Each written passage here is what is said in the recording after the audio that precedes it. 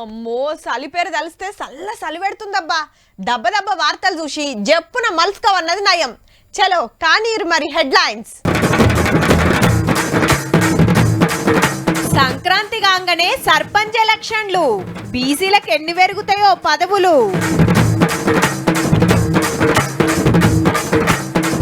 స్పీకరేనట final నిర్ణయం తీసుకునేది, ముదురుతుంది జంపింగ్ల పంచాది.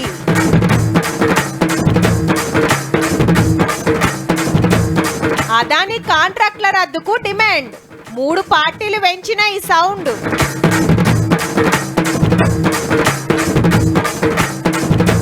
రైతుల తిప్పలరుచుకున్న కారోళ్ళు, అకౌంట్లో పడుతున్నాయి బోనస్ పైసలు.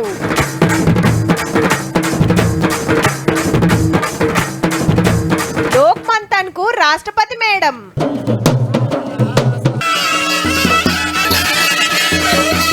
హలో సెక్రటరీ సార్, నేను సిద్ధుల్ని మాట్లాడుతున్నా. మా 8వ వార్డులా కరెంటు బుగ్గలు ఎన్నడేస్తారు సార్? కాలిపోయి నెల కావస్తుంది.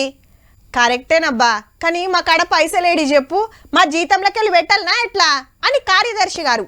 అదే సర్పంచ్ ఉన్నాడనుకో, అరే ఏమైందన్నా గిట్లనే ఉంటుందా, గిందికేనా నీకు ఓటేసింది అని గట్టిగా మాట్లాడొచ్చు. కానీ ఇప్పుడు సర్పంచులు లేరాయే, ఇక కొత్తలకు సుతా యాళ్ళైంది తీయుర్రి.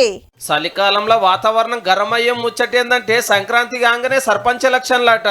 12,000 పల్లెలు ఉన్నాయి కాబట్టి అంతటి ఒకటే పారి కాకుండా 4,000 లెక్కమట్టి 3 మాటల ఓట్లు పెట్టి ఆలోచన చేస్తున్నదట గవర్నమెంట్. మరి రిజర్వేషన్ల సంగతి ఏంది అంటారా? కులగణన సర్వే దగ్గర పడ్డది. ఏ కులం బలగం ఎంత అని తేలితే రిజర్వేషన్ల మీద రిపోర్ట్ వస్తుంది. మళ్ళా కేసులు గిట్లా కాకుండా హైకోర్టుకు పంపి బీసీ రిజర్వేషన్లు ఫైనల్ చేస్తారట. ఇదంతా 1 నెల రోజులు పడుతుంది. అప్పటి వరకు సంక్రాంతి పండుగ అటెంక ఓట్ల పండుగ. 10 నెలల మరి సర్పంచులు లేక స్పెషల్ ఆఫీసర్ రేల్ 1 నడుస్తుంటే అంత ఆగమాగం జగన్నాథం. సెంటర్కి వెళ్ళి పైసలు వచ్చుడు కూడా ఆగిందట. ఎన్నడో ఓట్లు పెట్టాల్సి ఉండే గానీ బీసీలకు రిజర్వేషన్లు పెరగాలనే డిమాండ్ ఉన్నది కాబట్టి ఈ కార్యం నడుస్తుంది అన్నట్టు. దీంతో సంబంధం లేకుండానే సర్పంచ్ కావాలని కాయిష్ వార్తలు ఆపాలరు మేనిఫెస్టోలతోటి అదరగొడుతున్నారు. కొన్ని ఊళ్ళ సిట్టింగ్లు కూడా చాలా అయినట్టుల్లో. ఇదైనాక ఎంపీటీసీ జెడ్పీటీసీ ఎలక్షన్లు ఊరు లీడరే కాదు స్టేట్ లీడర్ కూడా నజర్ వేసినట్టే. ఈ ఎలక్షన్లు ఎప్పుడు వచ్చినా తయారు ఉండాలి, ఎక్కువ పదవులు మన పార్టీకే రావాలని ప్లాన్లు వేస్తున్నారు. పార్టీల గుర్తులు ఉండకున్నా వస్తున్నాయి స్థానిక సంస్థల ఎన్నికలు, మా వాళ్ళు తయారైతారు, అప్పుడు తెలుస్తుంది. ఈ లెక్కన చూస్తే పాత సర్పంచులు దిగిన ఏడాదికి కొత్త సర్పంచులు వస్తారు అన్నట్టు. టైం దగ్గర పడుతుంది, చూసుకోండి మరి.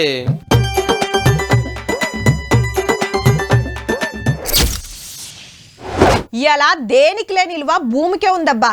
అది పెరగకుండా రేట్ అయితే రాకెట్ ఎక్కింది. మీది కురుకుడే కానీ దిగే సవ్వాలే లేదు. ఓ 10 ఎకరాలు ఉన్నదంటే మోతబరి కింద లెక్క. జర మెయిన్ రోడ్కు దగ్గరుంటే కోటీశ్వరుడే. అది చూసుకొని అప్పో సొప్పో వేసుకొని బతకొచ్చు. అంత ఇల్వగల్ల భూమిని సర్కారు వాళ్ళకి ఇవ్వాలంటే అంత అల్కగా ఇయ్యబుద్ధి అవుతుందా? ఏడనో ఎందుకు, మొన్న లగచర్లలో చూడలే, కలెక్టర్ సార్ మీదికే మరలబడిరి. వెనకాల ఓ పార్టీ ఉన్నది అంటురు. సరే అది ఏరే ముచ్చట.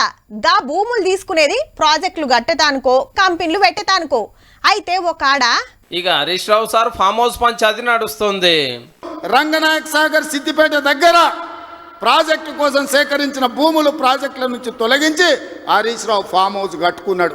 మేము ధరణి ద్వారా రిజిస్ట్రేషన్ ఆఫీస్కు వెళ్ళి పట్టా భూమిని రైతుల దగ్గర 13 ఎకరాలు కొనుక్కోవడం జరిగింది. 3 దిక్కుల ప్రాజెక్ట్ ఉంటుంది, మధ్యలో ఆయనకు ఫామ్ హౌస్ ఉంటుంది. ఆయనకు 360 డిగ్రీలు వాటర్ ఫ్రంట్ వ్యూ ఉండాలంట. ఒక్క గుంట గాని ఒక ఎకరం గాని నేను ఇరిగేషన్ భూమి గాని ప్రభుత్వ భూమి గాని తీసుకోలేదు, తీసుకునే ఆలోచనే మాకు ఉండదు. దానికి లెక్క చెప్పాల్సింది హరీష్ రావు గారు. ఏం చింత చేయకు, లెక్కలు తీస్తున్నా, నీ లెక్క చెప్తా. రా, నువ్వే రా, ఐ వెల్కమ్ యూ. నీ సమక్షంలో నేను కూడా ఉంటే ఇద్దరం కలిసి కొల్పిద్దాం దా. ఎప్పుడు వస్తావు రా. సిద్దిపేట జిల్లాలో రంగనాయక్ సాగర్ ప్రాజెక్ట్ కోసము రైతుల కాంచెల్లి భూములు తీసుకొని అల్లకెళ్ళి కొంత పటా చేపించుకున్నాను రేవంత్ సారు. అంతా జూటా ముచ్చడని హరీష్ రావు సారు.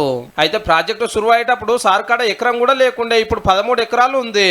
మీ భూములు పోతాయని అగ్వసగ్వ కొన్నాడని కొందరు చెప్తున్నారు. అస్సలు ఇడిచిపెట్టాము, మొత్తం ఎంక్వైరీ చేపిస్తున్నామని ప్రాజెక్టుల మంత్రి పొంగులేటి సార్ కూడా అన్నాడు. ఇక ఆఖరికి ఏం తేలుతుందో గానీ అట్లా కాదు గిట్లా అని పాత మంత్రి సార్ కనీసం మాట్లాడిండు గానీ అదే పాత సీఎం సార్ అయితే సప్పుడే లేదు. కొండ పోచమ్మ నుంచి డైరెక్ట్ గా కేసీఆర్ ఫామ్ హౌస్ 100 ఎకరాలకు కాలువ డైరెక్ట్ ఆయన ఫామ్ హౌస్ లోకి వెళ్ళి తీసుకుపోయాడు. అబ్బేరు కొడుకు, అదాని గారంటే ఏమో అనుకున్నాం. పైకం కొట్టు, కాంట్రాక్ట్ పట్టు, ముద్దుగుంది పోర్రి. మళ్ళా దేశంలో తోపు బిజినెస్ మ్యాన్ అయ్యాయి. ఏలేటోళ్ళ ఏలు పట్టుకొని తిరిగేంత దోస్తానా. అదాని గ్రూపు చేయని బిజినెస్ లేవు, కాలు పెట్టని దేశాలు లేవేమో. ఇదే రువ్వడి చూపించనంటే మన దేశం శ్రీమంతుడు దునియా శ్రీమంతుడు అయ్యేటట్టుండు అనుకుంటున్నాయల్లా ఒక్కొక్క భాగవతం బయటికి రావట్టే. కేసు అమెరికాలా, లంచాలు దేశమంతా, లొల్లి తెలంగాణలా. గిట్లున్నది అదాని గారి కేసు కథ. సోలార్ పవర్ కాంట్రాక్టులు పట్టేదానికి 4-5 రాష్ట్రాలకు 2,000 కోట్ల రూపాయల లంచాలు ఇస్తే అందులో వైసీపీ గవర్నమెంట్ ఉండగా ఆంధ్రాకే 1,750 కోట్లు ఇచ్చిరట. భారతదేశంలో మాకు మస్తు పతారా ఉందని చెప్పి అమెరికా బ్యాంకులు ఫైనాన్స్ ఇచ్చేటోళ్ళ కాడ 5,000 కోట్లు తెచ్చి గా పైసలే లంచాల కింద వంచిందని గా దేశంలో కేసు అయ్యింది. అయితే ఇంట్లో మన తెలంగాణ లేకున్నా గడబడైతే నడుస్తుంది. ఎందుకంటే కాంగ్రెస్ గవర్నమెంట్ అదాని కంపెనీతో అగ్రిమెంట్ చేసుకున్నందుకు ఇటు బీఆర్ఎస్ వర్కింగ్ ప్రెసిడెంట్ రామన్న, అటు పిసిసి అధ్యక్షుడు మహేష్ అన్న. ఈ కాంగ్రెస్ ప్రభుత్వం తెలంగాణలో ఎందుకు అదానితో కుదిరిన ఎంఓయూలను రద్దు చేయడం లేదు? మా ప్రభుత్వం ఇప్పటి వరకు చేసుకున్న ఒప్పందాలు చట్టానికి విరుద్ధమని తేలితే అన్ని కూడా రద్దు అవుతాయి. 100 కోట్లు అదాని గారు విరాళంగా ఇస్తున్నానంటే మరి ఇక్కడ కాంగ్రెస్ ప్రభుత్వం తీసుకున్నది కదా, మరి రాహుల్ గాంధీ మాటను కాదని తీసుకున్నారా? స్కిల్ యూనివర్సిటీకి 100 కోట్లు అదాని వచ్చి ఇచ్చాడు. అది రేవంత్ రెడ్డి గారి సొంత పాకెట్కి ఇవ్వలేదు. కేటీఆర్ కూడా వచ్చి 50 కోట్ల 100 కోట్లు ఆయన సంపాదించాలంటే ఇస్తారంటే స్వీకరిస్తాము. బీజేపీని డబుల్ ఇంజన్ పార్టీ అని వీళ్ళు విమర్శిస్తూ ఉంటారు. మరి నేను అడుగుతున్నా, వాళ్ళది డబుల్ ఇంజన్ అయితే మీది డబుల్ స్టాండర్డా? బీద ప్రజల అభ్యున్నతే మా స్టాండ్. కేటీఆర్ బీజేపీ వేరు కాదు. అంతా జూట. అదాని లంచాలు వస్తే మాకేం సంబంధం అని బీజేపీలు గరం అవుతున్నారు ఈ రెండు పార్టీల మీద. అమెరికాలో అక్కడున్న పబ్లిక్ ప్రాసిక్యూటర్ ఆర్గ్యూ చేసినటువంటి 4 రాష్ట్రాల్లో ఒక్క రాష్ట్రమన్నా భాజపా పాలిత రాష్ట్రం ఉందేమో చెప్పాలి. రాజకీయం ఇట్లుంటే అదాని మీద అమెరికాల కేసు అవడంతోటి నిన్న దివాలా తీసిన స్టాక్ మార్కెట్ ఇవాళ మళ్ళా లాభాలలోకి వచ్చింది.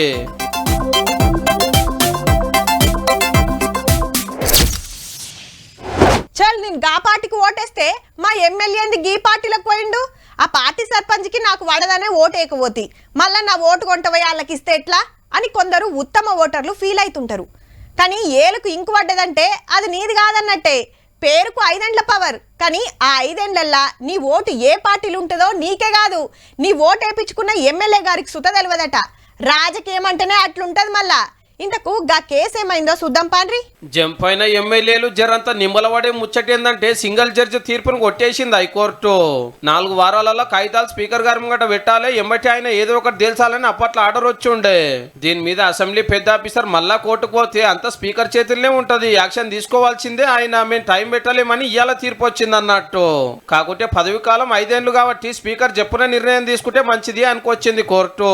ఫస్ట్ లో పార్టీ మారిన Station Ghanpur MLA Kadiyam Srihari sir, Khairatabad MLA Danam Nagender sir, Bhadrachalam MLA Tellam Venkatrao sir మీద బీఆర్ఎస్ కేసేసింది. కారు గుర్తు మీద గెలిచి కాంగ్రెస్ లకు ఎట్లా పోతారు, వాళ్ళని పదవిలోకి తీసేయాలని. పార్లమెంట్ ఎలక్షన్లకు ముందుకెళ్లి విచారణ నడుస్తుంటే అటెంక ఇంకో 7 కండువాలు మారిస్తే మొత్తం 10 మంది ఎమ్మెల్యేలు అయ్యాన్రు. ఒక 6 ఎమ్మెల్సీలు కూడా ఇటుకెళ్ళి అటు పోయాన్రు. లేలే ఇలా మాజీలను చేస్తానికి అవసరమైతే సుప్రీంకోర్టు దాకా కూడా పోతాము అంటున్నారు కారు లీడర్లు. గమ్మచ్చేందంటే 10 ఏళ్లు పవర్ నుండి 45 మంది ఎమ్మెల్యేలను 2 ఎంపీలను ప్రతిపక్షంలోకి వెళ్ళి గుంజిన బీఆర్ఎస్ ఇప్పుడు జంపింగ్ల మీద జగడం ఎత్తుకుంటే అప్పట్లో నిలదీసిన కాంగ్రెస్ పార్టీ ఇప్పుడు మా గవర్నమెంట్ వడగొడతాం అంటేనే తీసుకుంటున్నాము అనబట్టే. రాజకీయాలంటే గిట్లుంటాయి, చట్టాలు గట్లుంటాయి. ఆల్రెడీ ఏడాది కావచ్చే పదవులు ఉండేది ఇంకో 4 ఏండ్లే. చూడాలి మరి కండువాలు మార్చే సినిమాల క్లైమాక్స్ ఎట్లుంటుందో. రోజు కేటీఆర్ చుట్టూ తిరిగే 2-3 ఎమ్మెల్యేలు కూడా మాతో టచ్లో ఉన్నారు. కాలం మారినా సర్కార్లు మారినా ఏలేటోళ్ళు ఎవ్వలున్నా ఎల్లకాలం రైతన్నలకు తిప్పలుండేటట్టే ఉంది పోర్రి. కోపం వస్తే ఆనదేవుడు ఆగం చేస్తాడు, నచ్చకుంటే ఎండదేవుడు ఎండబెడతాడు. మార్కెట్లా బోకరిగాళ్ళు మోసం చేస్తారు, మొలకరాని ఇత్తనాలిచ్చి కంపెనోడు తెరలి చేస్తాడు. అయినా అన్ని తట్టుకొని రెక్కల కష్టంతో సక్కదనాల పంటలు వండితే అమ్ముకుంటానికి కూడా తిప్పలు కాబట్టే గాళ్ళ తిప్పలు అరుచుకుంటానికే కారోళ్ళు కదిలిండ్రు.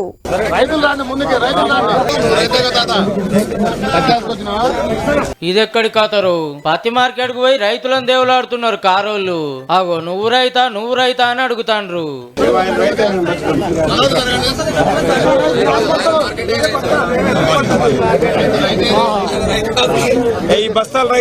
వచ్చిన లీడర్ల చుట్టూరా కార్యకర్తలే మూగితే ఇక రైతులు ఏడకు పడతారు సారు. అటు పోంగా ఇటు పోంగా కనబడ్డోళ్ళ కష్టాలు అరుచుకున్నాడు హరీష్ రావు సారు.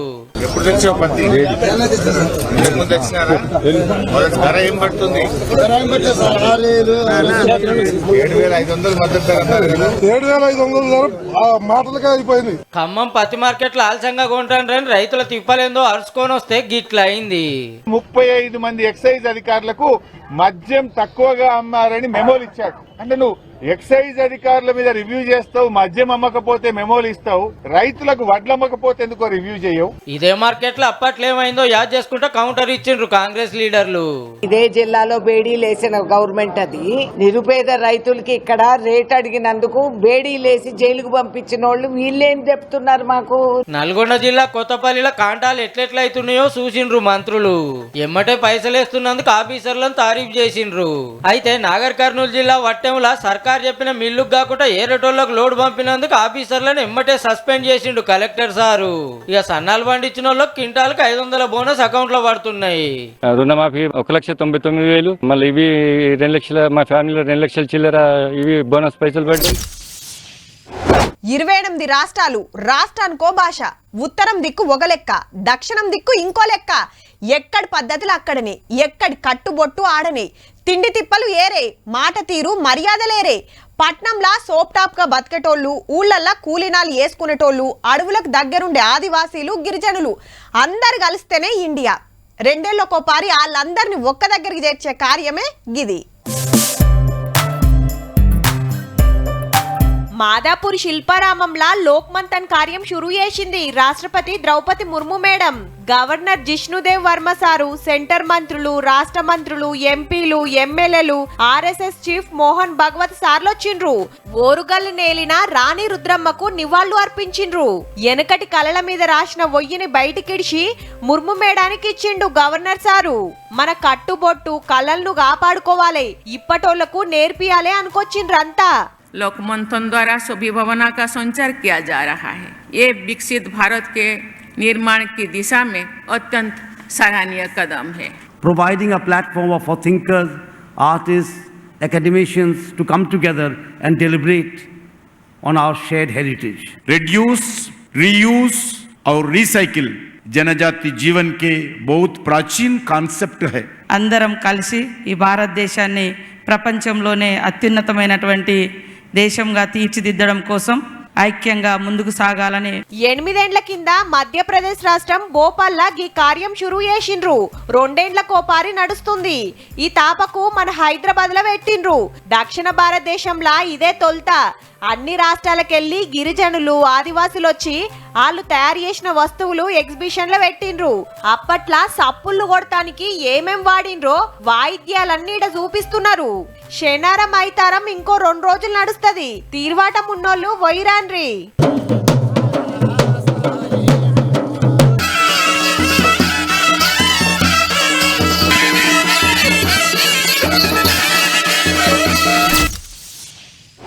ఓ కాకా, ఎందుకైనా మంచిది నీ ఇల్లేడుందో చూసుకో. చెరువుకు దగ్గర పట్లున్నావు మళ్ళా.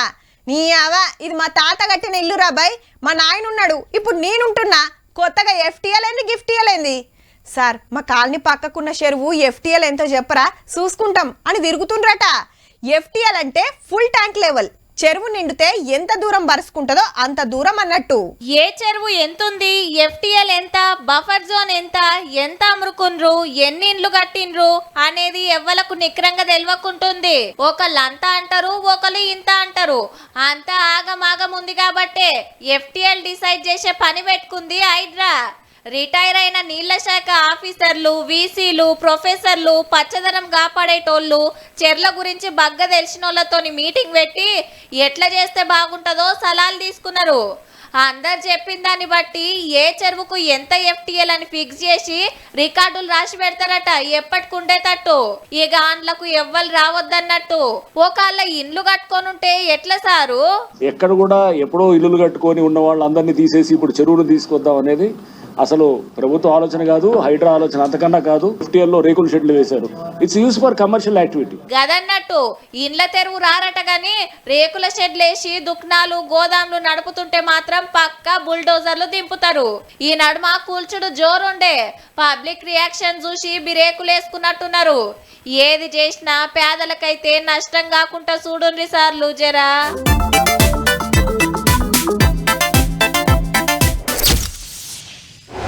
ఏమాయిరో, నిన్నటిదాకా మంచిగానే ఉంటివి, ఇప్పుడేమో కూసురైనావు. నిన్నటి సంది ఒకటే దగ్గు, సర్ది, రాత్రి 100 దాటింది జ్వరం. మరి దావకాన పోయినవా? పొద్దుగాలనే పోయొచ్చిన మందులు రాసిచ్చిండు 3 రోజులకు. హౌరా మా ఇంట్లో సుత ఇదే కథ. మా నాయనమ్మకు జ్వరమే, మా అమ్మకు జ్వరమే. ఇప్పుడే రమేష్ గాని ఇంటికాంచెలు వస్తుంటే ఒకటే దగ్గుడు వాడైతే. ఇగో గిట్లనే ఉండొచ్చు మీతాన కూడా. గిట్ల ఎందుకు అవుతుందంటే చలి పెరిగింది, సర్దులు జ్వరాలు శురువైనాయి. ఇంటింటికి ఇవే తిప్పలు. కూరలు మంచుకుంటే పెద్దోళ్ళు, అమ్మ నాయనలు మంచుకుంటే పిల్లలు. ముక్కుగారుడు, దగ్గుడు, వణుకుడు పెట్టి ముసుగు పెట్టుడు. 6-10 రోజుల సందికి ఇట్లనే ఉన్నది అంతటా. 10 మందిలో 3 కూసురే ఉంటున్నారు. మరి మొన్నటిదాకా జరంత తక్కువే గాని దీవులు వెళ్ళినాక జోరు పెంచింది. పొద్దుగాల 10 దాటినా సల్లసల్లగానే ఉంటున్నది. మరి ఉన్నట్టుండి వాతావరణం మారే వరకు వశపడతలేదు అన్నట్టు. మందుల దుఃఖం పోవుడు, 2 గోళీలు తెచ్చి మింగుడు, తగ్గకుంటే దవాఖానకు లైన్ కట్టుండి నడుస్తుంది. అటు సర్కారు ఇటు ప్రైవేట్ దవాఖానలకు పోయేటోళ్ళు పెరుగుతున్నారు చిన్నగా.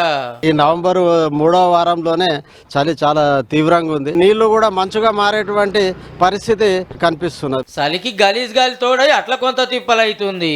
క్లైమేట్ కొద్దిగా చల్లగా ఉన్నదంటే ఈ ఆస్మాకి ఈ కోల్డ్ ప్రదేశానికి అసలు పడదు. వాళ్ళకి ఇన్ఫెక్షన్ ఛాన్సెస్ కూడా చాలా ఎక్కువగా ఉంటుంది. చిన్న బ్యాక్టీరియా ఉంటుంది. ఆ బ్యాక్టీరియా గాలిలో కూడా తేమలో కూడా మల్టిప్లై అయిపోతుంది. పొద్దుగాల వాకింగ్ లో పోయేటోళ్ళు తగ్గుతున్నారు. ఇప్పుడే ఇట్లుంటిగా సంక్రాంతి వరకు ఎట్లుంటుందో గానీ బయటికి పోతప్పుడు మంచిగా స్వెటర్లు, మంకి క్యాప్లు తొడుక్కోర్రి. గరం వడక తినూరి, గర్మి చేసిన నీళ్లే తాగుర్రి. చలికాలం వెళ్ళేదాకా ఈ జాగ్రత్తలు తప్పాయి. మరి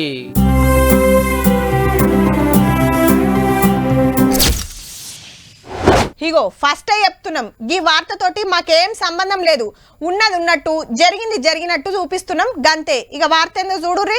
అయ్యప్ప మాలేసుకొని అమీన్ పీర్ దర్గాకు పోయినందుకు హీరో రామ్ చరణ్ సార్ మీద కంప్లైంట్ చేస్తున్నారు సాములు. మాలేసుకుంటే నిష్ఠతోటి ఉండాలి, అసొంటిది దర్గాకి ఎట్లా పోతాడని ప్రశ్నిస్తున్నారు. అయ్యప్ప స్వాములందరి కూడా బహిరంగ తలస్నానం చేసి అతను క్షమాపణ చెప్పాల్సిన అవసరం ఉన్నది. మన అయ్యప్ప స్వాములకి అవమానం, ఆ స్వామిని అయ్యప్పే శిక్షించాలని కోరుకుంటున్నాం స్వామి. రహీం చరణ్ అనండి స్వామి. సాంశరణ్ 17 లెక్కనే ఇతాపకు సుత మాలేసుకున్నాడు రామ్ చరణ్ సారు.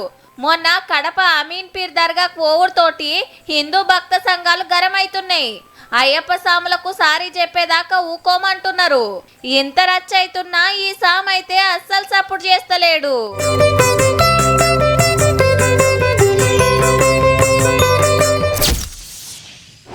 మందిని ముంచుడెట్లా, పబ్లిక్ ను ఎట్లా బోర్లేయాలి, వాళ్ళ తాన పైసలు ఎట్లా వసూలు చేయాలి, వాళ్ళు సపరేట్గా ఉండాలంటే కమ్మగ తీయగా ఎట్లా మాట్లాడాలి, ఒకళ్ళ లొల్లిగిట్లా వేస్తే ఏం చేయాలి అని షార్ట్ టర్మ్ లాంగ్ టర్మ్ కోచింగ్లు తీసుకొని వచ్చినట్టే ఉన్నది పోర్రి. షిట్టీలు ఫైనాన్స్ పేరు మీద కొందరు ఎక్కువ మిత్తిస్తామని కొందరు పబ్లిక్ ని దోసుకుంటుర్రు. గీలుసుతా అదే బ్యాచ్ ఉన్నట్టుర్రు. ఉత్తములను నమ్మి ఉత్త పుణ్యానికి లక్షలు పోగొట్టుకున్నోళ్ళు వీళ్ళంతా. నారాయణ ఖేడ్, గట్కేసర్, పటాన్ చెరువు దగ్గర మార్కెట్ రేట్ కంటే అగ్వకే ఇండ్లు కడుతున్నామంటే మాకని ఎగబడ్డారంతా. 600 మందిని 150 కోట్లకు ముంచిండ్రంటే చూడుండ్రిగా ఎంత ముదుర్లో. ఏమిట్లకేం లేకుండా గన్ని పైసలు ఒక్కపారే ఎట్లా కట్టిండ్రు అంటారేమో. ఫస్ట్ 5 to 10 lakhs అందరం కూడా అడ్వాన్స్ ఇచ్చేసాం. మరి మాకు నమ్మకం ఎలా అంటే పర్మిషన్ వచ్చిన తర్వాతనే మీరు రిమైనింగ్ డబ్బులు అన్నీ ఇవ్వాలి. చెప్పిన టైంకు ఇండ్లు కట్టియకుంటే జాగకు నెలకింత అని కిరాయి కట్టిస్తామన్నారట. పైసలు కట్టి 4 ఏళ్ళు అవుతున్నా ఇల్లు కాదు కదా, ముగ్గు సుత పోయలే ఇప్పటిదాకా.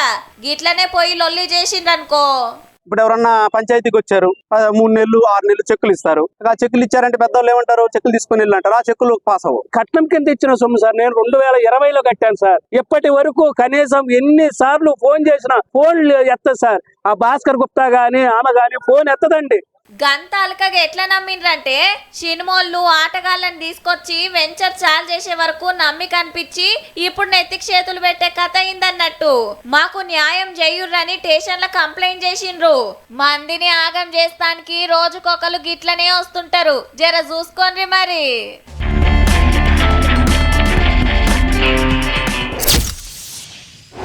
ఆనకాలం చలికాలంలా నిండు కుండలు లెక్కుండే చెరువులు కుంటలు ఎండాకాలం వచ్చే వరకు సుక్క నీళ్లు లేకుండా అవుతాయి. ఇంత చెరువెండుతుంటే మత్స్యకారులు చేపలు పడతారు. ఇక వాళ్ళు పోయినాక ఉంటుంది అస్సలు కథ. ఊరంతా చెర్ల మీద పడి లూటి వేస్తుంటారు. అంటే చెర్లల్లా పరిగెడతారన్నట్టు. అయితే గిసొంటి సీన్లు ఎండాకాలంలో తప్ప మళ్ళెప్పుడు చూడలేమంటే చూడలేం, అంతే కదా. కానీ గిటు చూడుర్రి ఏమైతుందో. ఏ పాత వీడియో కావచ్చు అనుకునేరు, ఇప్పటిదే. భద్రకాళి చెర్ల సాగుతున్న చేపల షికారు ఇది. అగో మోకాళ్ళ లోతు బురదల అడుగు తీసి అడిగే వేయస్తలేదు అన్నలకు. గీ అన్న జరసేపు గూకొని మళ్ళా లేచి ముంగడికి నడుస్తున్నాడు వల పట్టుకొని. ఓ కొడుకు, గీ అన్నకు పెద్ద చేపే పడ్డది. బురదే ఉంది ఇక్కడ, కానీ చేపలు అయితే బాగున్నాయి, చేపలు అందరూ పట్టుకుంటున్నారు. మార్పులు కొరమట్టలు బాగానే పడుతున్నాయి. చెరువును తేటగా చేస్తానికి నీళ్ళన్ని ఖాళీ చేసిర్రు కదా. గండి కొట్టి 15 రోజుల్లో చెరువు ఖాళీ చేస్తామంటే 8 రోజుల్లోనే ఓడిచింది. నీళ్లతో నిండుగుండే 382 ఎకరాల పెద్ద చెరువు ఇప్పుడు గిట్లయింది. అయితే బురద పురాగా ఎండిందంటే చేపలన్నీ కాలం చేస్తాయి. ఉత్తగెందుకు పోనీయాలని ఇట్లా షికారు చేస్తుర్రు అన్నట్టు. చెప్పునే పూడిక పనులు చాలు చేసి బురదంతా తోడేస్తారట. ఆనకాలం వచ్చే వరకు కొత్త నీళ్లతోని కొత్త కళ వస్తట్టే ఉన్నది పోర్రి. చూసిండ్రు కదా, ఇక ఇవుల్లా ఇయాల్టి తీన్మార్ ముచ్చట్లు ఉంటామల్లా. నమస్తే.